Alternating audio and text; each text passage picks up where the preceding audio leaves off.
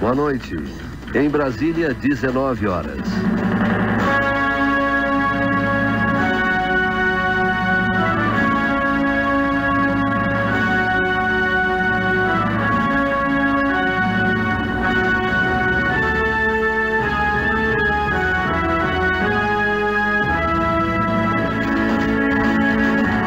Esses são os destaques da edição de hoje da Voz do Brasil.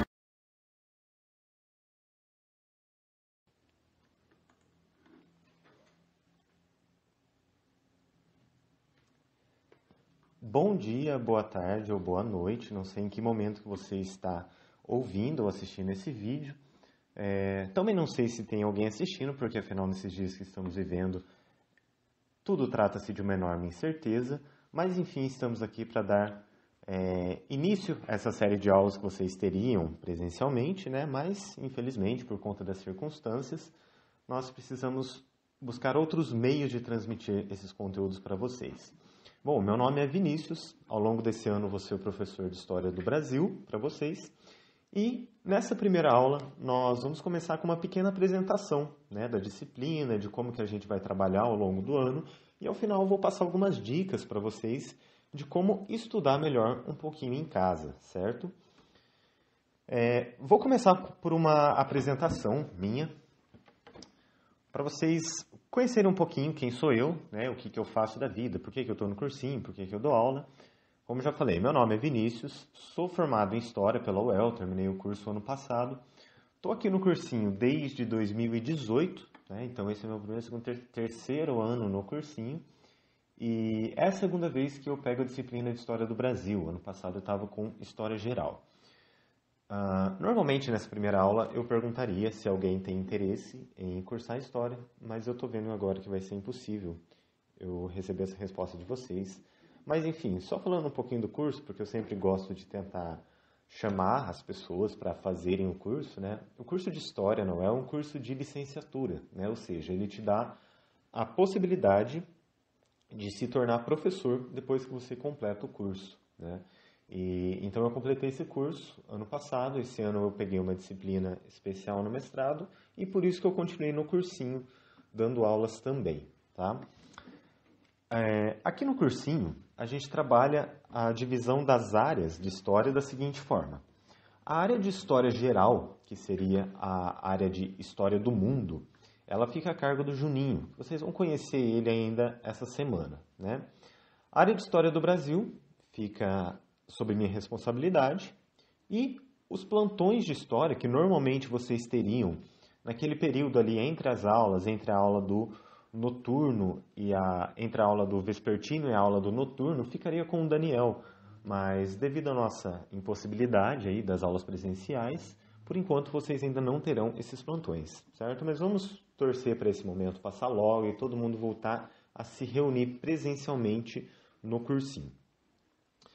Para melhorar a nossa comunicação nesses dias, eu vou conversar com o Juninho, vou conversar com o Daniel também, mas eu acredito que até o fim dessa semana a gente vai ter criado um grupo no Facebook, certo? Um grupo chamado História-CPV e, entre parênteses, 2020, no material complementar dessa aula. Eu vou colocar o link lá para vocês acessarem. E esse grupo ele vai servir para a nossa comunicação, certo? Para vocês mandarem as suas dúvidas, mandarem as suas sugestões, as coisas que vocês não entenderam. E também para a gente avisar vocês quando sair uma nova aula para vocês assistirem, tá? Então vai servir como o nosso canal de comunicação.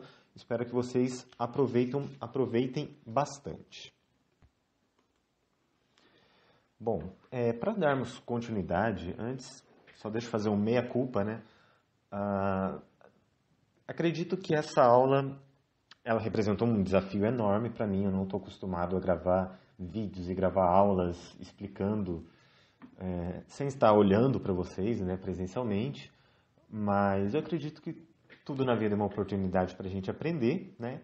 E eu dependo também dos comentários de vocês. Então eu quero que vocês comentem no vídeo, comentem lá no grupo do Facebook, o que vocês acharam do vídeo, o que poderia melhorar.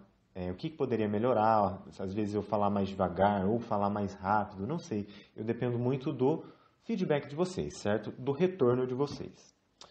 Pois bem, dando continuidade à nossa aula, talvez a primeira questão que surja na mente de vocês seja o seguinte: por que estudar história? Né? Por que que eu, uma pessoa que quero fazer medicina, só vou precisar estudar biologia, química e física, sei lá, no cursinho, preciso sentar aqui e escutar, ou quando a gente estiver nas aulas presenciais, assistir a essas aulas de história?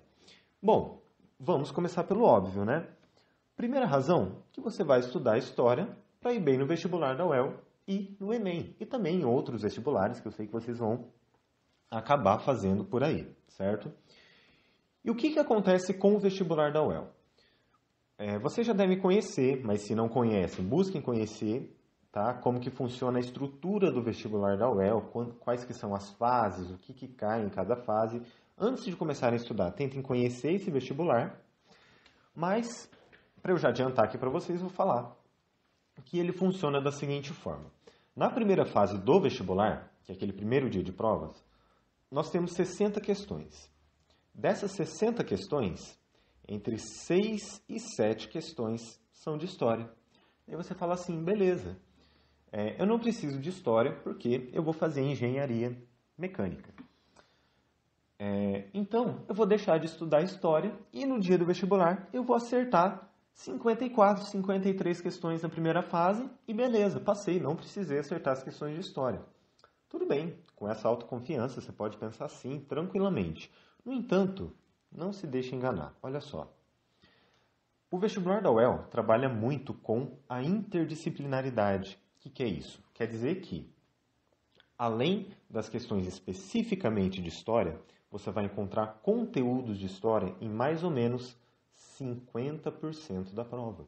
Tá? E por que esse 50%? Eu estou falando aqui das questões de artes, literatura, filosofia, sociologia e geografia. Ou seja, aproximadamente metade da prova vai ter alguma questão interdisciplinar com história. Tá? Isso sem falar que as questões de ciências exatas e ciências da natureza também podem trazer alguma discussão envolvendo história. Então, é sempre bom estar preparado.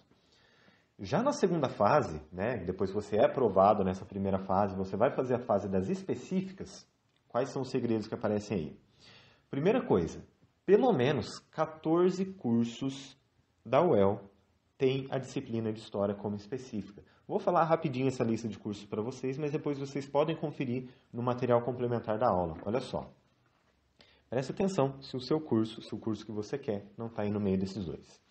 Arquivologia, artes visuais, ciências econômicas, ciências sociais, design gráfico, educação física, tanto o bacharelado quanto a licenciatura, filosofia, geografia, história, né, obviamente, jornalismo, letras, francês e português, música, pedagogia e serviço social.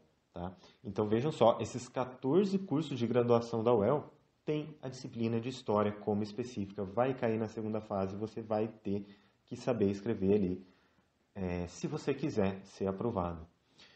E além desses 14 cursos que têm a disciplina específica, você também vai encontrar, na segunda fase, a prova de linguagens, ou seja, a prova de literatura, de língua portuguesa e de língua estrangeira, que pode trabalhar alguma coisinha de contextualização histórica, e, claro, a redação, que é uma nota definitiva para decidir se você vai ser aprovado no vestibular ou não. Tá? Então, a redação, se você tiver um bom conhecimento histórico e você aplicar isso na redação, você saber fazer uma boa contextualização histórica, você saber localizar o assunto do qual você está falando ali dentro de um contexto histórico, isso leva a nota da sua redação lá em cima.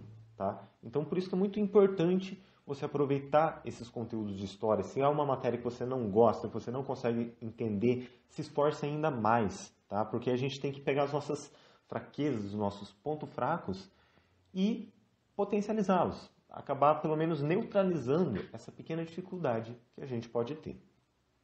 Portanto, o primeiro motivo para você estudar história é que você pode ir muito bem no vestibular da UEL e no Enem com esses conhecimentos que você vai adquirir, da mesma forma que essas duas pessoas aparecem aqui na foto, tá? A pessoa da direita sou eu e a pessoa da esquerda era um outro instrutor do cursinho. Num dia que a gente foi lá com os nossos alunos comemorar a aprovação no vestibular da UEL e o fotógrafo da UEL nos confundiu com aprovados em medicina. Segundo motivo, por que estudar história? Esse, para mim, eu particularmente, que é o motivo mais óbvio, tá? Um motivo que não resta dúvidas nenhuma, que é o seguinte: estudar história é legal, tá? É algo que dispensa explicações. Mas, não só isso, também é uma disciplina que pode dar muitos conhecimentos significativos para usarmos no dia a dia, independente da profissão. O que eu quero dizer com isso? Não é minha intenção que vocês assistam essas aulas de história como algo que vai ser descartado logo depois que vocês forem aprovados no vestibular, porque todos vocês serão. Mas é algo que vocês carregarão para a vida de vocês, que vocês vão levar para a vida pessoal de cada um, para a vida profissional de cada um, certo? Para entender o mundo em que vocês vivem e saber a história que existe por trás disso, tá? E com isso, eu já quero conectar um pouquinho com o nosso próximo assunto, que é a história do Brasil. O que é a história do Brasil para você? Já parou para pensar nisso? Qual que é a impressão que a gente tem sobre a história do Brasil atualmente? Não seria essa daqui? Ou seja, a história do Brasil entendida como uma zorra, né? Algo que está ali para ser criticado, para ser destruído, ou algo um pouco caricato também.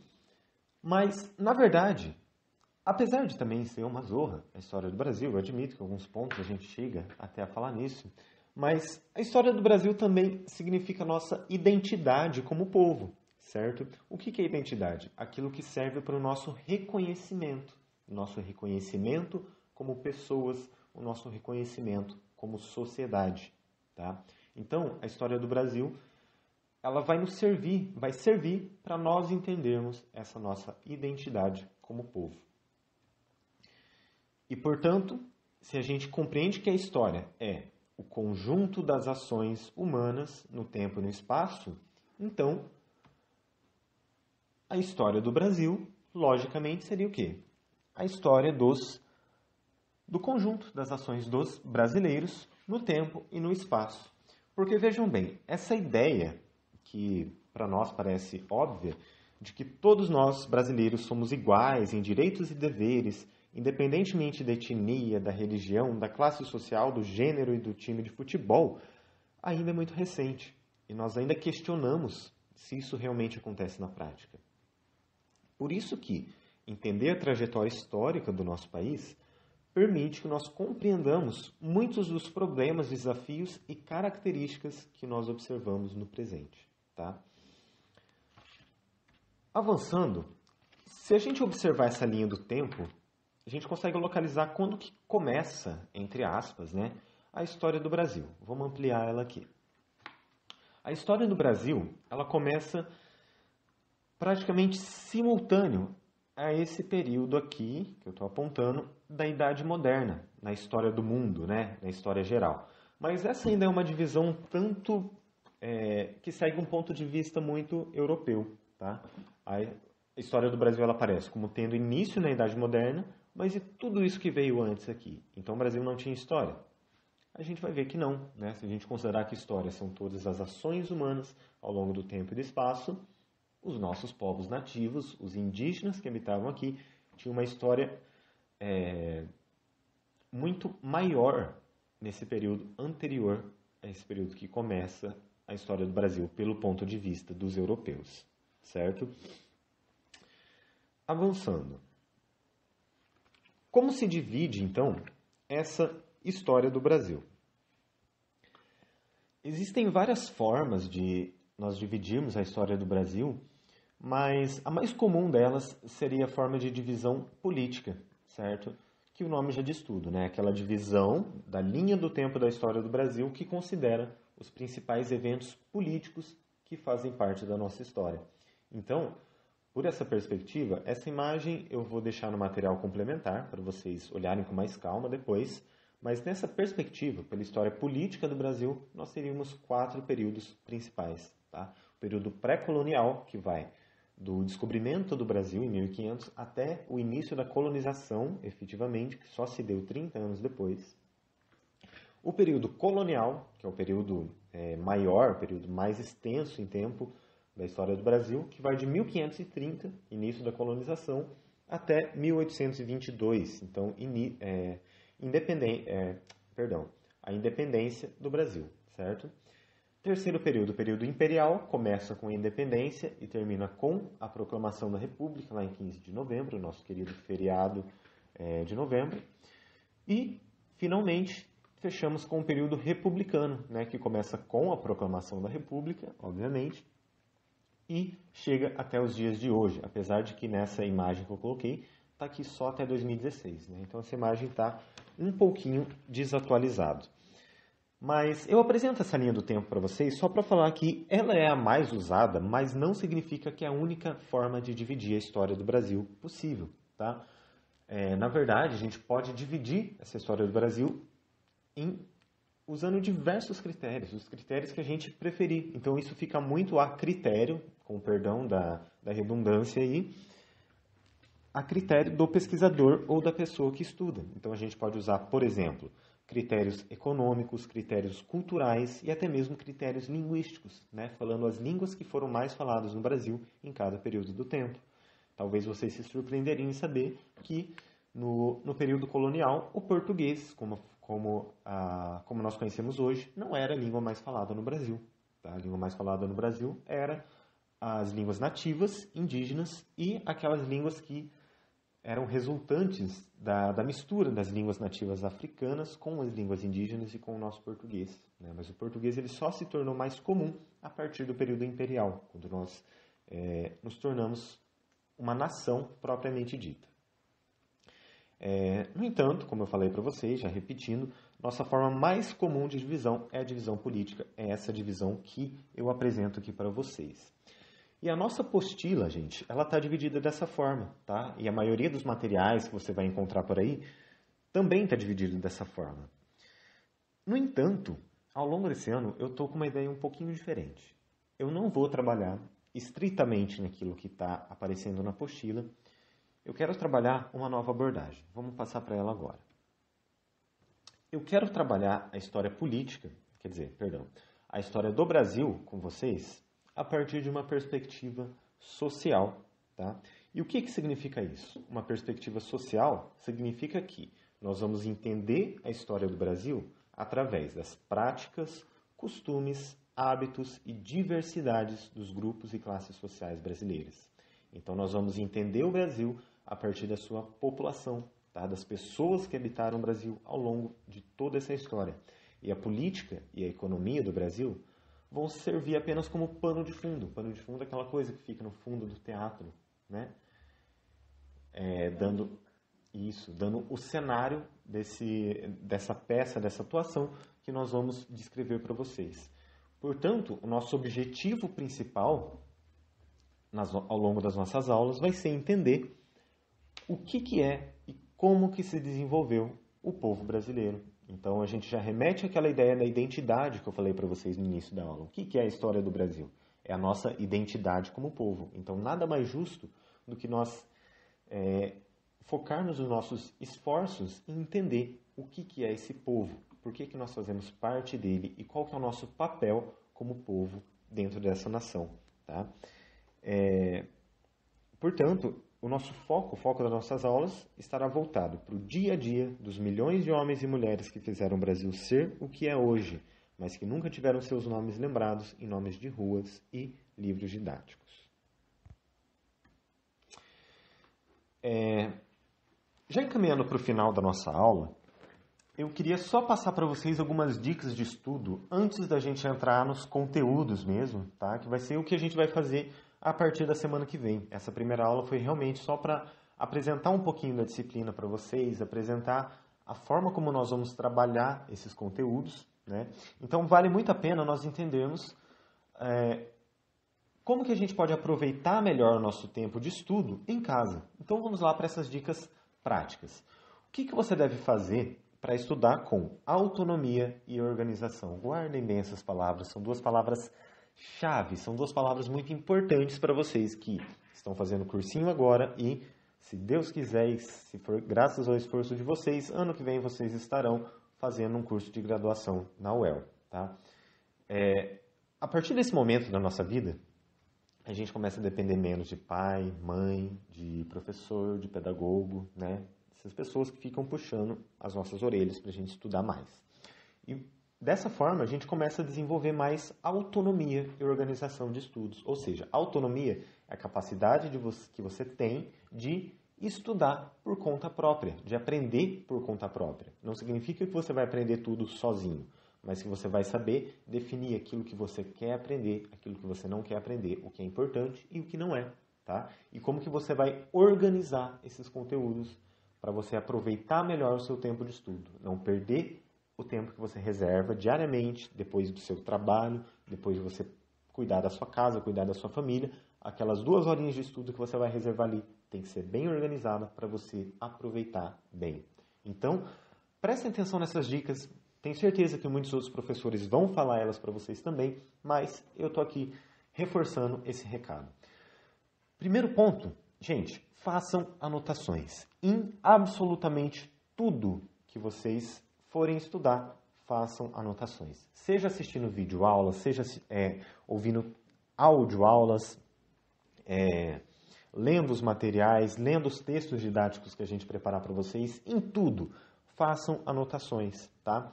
E assim, não existe uma fórmula mágica dizendo qual que é a melhor forma de fazer anotações. Não existe uma receita de bolo para fazer anotações. Essa é uma ferramenta de estudos que é muito pessoal, tá? E que deve atender, antes de tudo, a sua necessidade, as suas características de estudar. No entanto, o que eu recomendo para vocês é que você sempre busque anotar o essencial, tá? Sem ficar poluindo com informações desnecessárias o seu caderno de anotações, o seu bloco de anotações. Isso vai facilitar o seu trabalho para você revisar esse conteúdo posteriormente, certo? O segundo ponto é, claro, resolver exercícios. E aqui vai um segredinho para vocês. Pelo menos na parte de história, os exercícios da apostila, do cursinho, não estão muito bons, tá? Eu preciso fazer essa confissão para vocês. Quanto ao conteúdo, eu posso falar que está bom, porque eu arrumei, mas os exercícios ainda não tive tempo de corrigir. Então, o que eu recomendo para vocês? Procurem sites na internet. Tem muito site, muito mesmo, que disponibiliza exercícios de vestibulares anteriores para vocês resolverem, tá? Então, tenham essa autonomia, tenham essa organização de correr atrás desses sites e resolver os exercícios de acordo com cada aula, de acordo com cada conteúdo que você aprendeu naquele dia.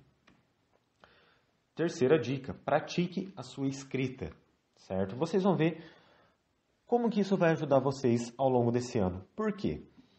Praticar a escrita vai te ajudar a ir bem nas redações, nas questões dissertativas e também a fixar a matéria que você aprendeu naquele dia.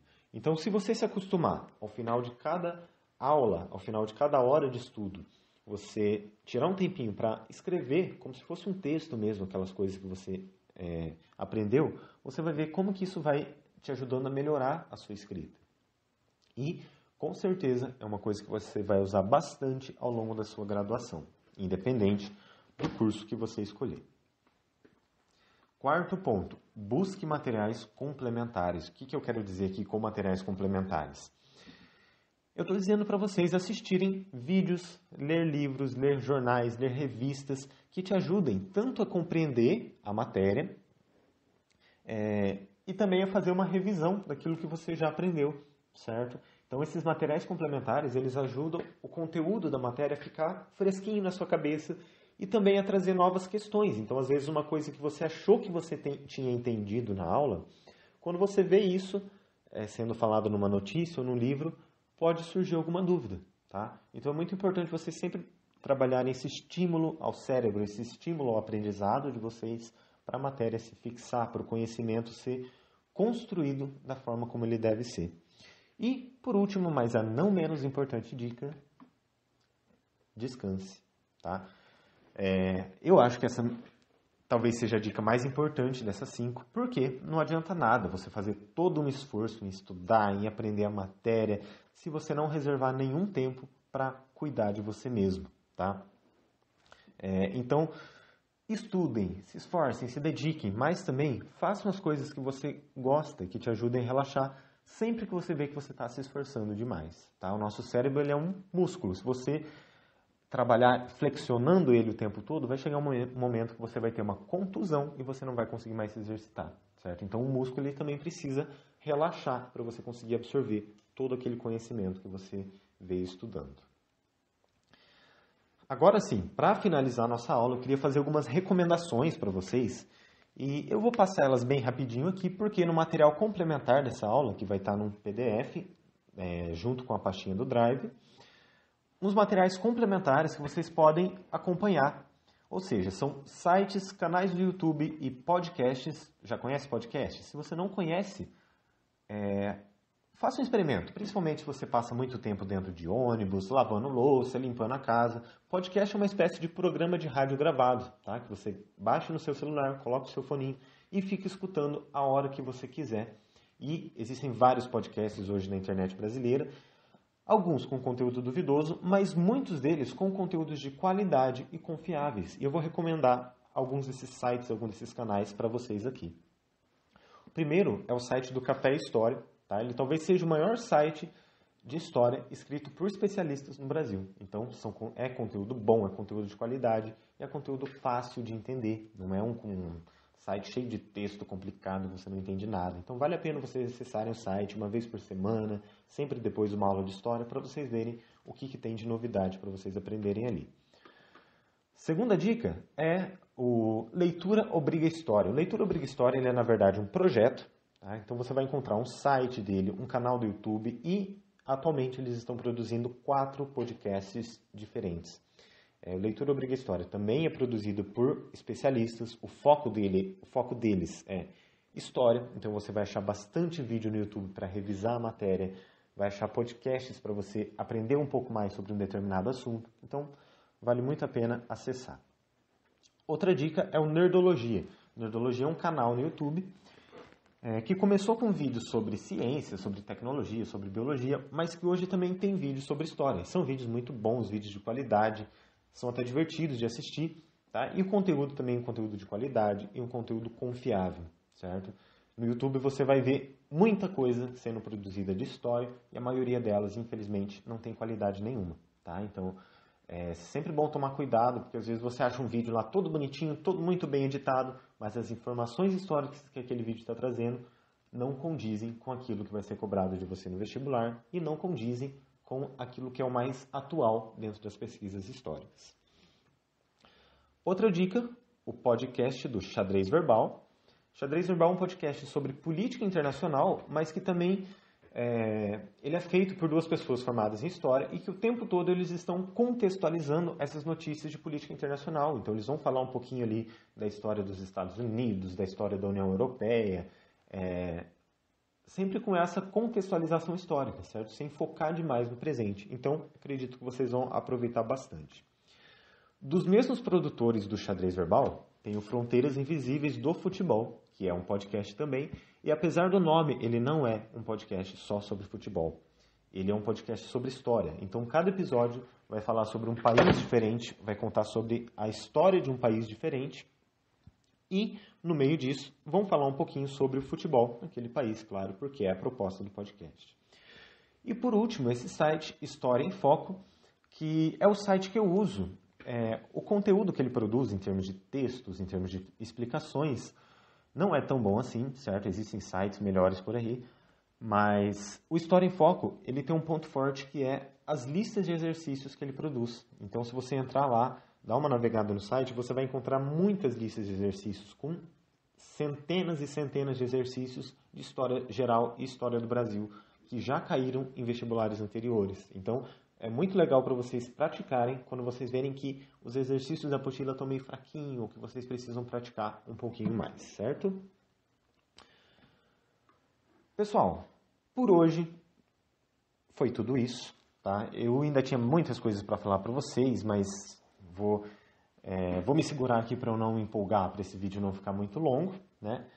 E eu queria dizer para vocês que quero muito ouvir vocês, quero que vocês entrem lá no grupo de história do Facebook, mandem seus comentários, falem aquilo que precisa melhorar nos vídeos, se está dando muito sono, ou se vocês estão gostando demais, enfim. Eu realmente quero ouvir de vocês, tá? Para a gente conseguir melhorar cada vez mais esse conteúdo. Já falei que é um desafio para mim gravar vídeo explicando aula. Eu nunca fiz isso, não tenho dom para ser youtuber. Mas, enfim, preciso da ajuda de vocês e a partir da semana que vem, nós já começamos com os nossos conteúdos específicos de história do Brasil. Vou colocar aqui para vocês que nossa próxima aula tratará das sociedades indígenas e os navegadores portugueses. É um conteúdo que está na apostila do cursinho, na parte de História do Brasil, a unidade 1. Tá? E a gente vai seguir aquela linha que eu já falei para vocês. A gente entender como que a sociedade brasileira se formou e a gente vai conhecer esses dois personagens primordiais da história do Brasil, as sociedades indígenas e os navegadores portugueses que chegaram aqui e tiveram seus primeiros contatos com tais sociedades. Portanto, é tudo isso, enquanto essa caravela portuguesa se distancia, vem se aproximando da costa brasileira e os indígenas observam aquele trambolho no meio do mar e levantam aquela dúvida, o que será que vai vir a partir daí? E é a partir daí que a gente começa essa nossa aventura ao longo da história do Brasil. Fico tosquinho, né? Mas tudo bem. Gente, um abraço para vocês e até semana que vem. Tchau!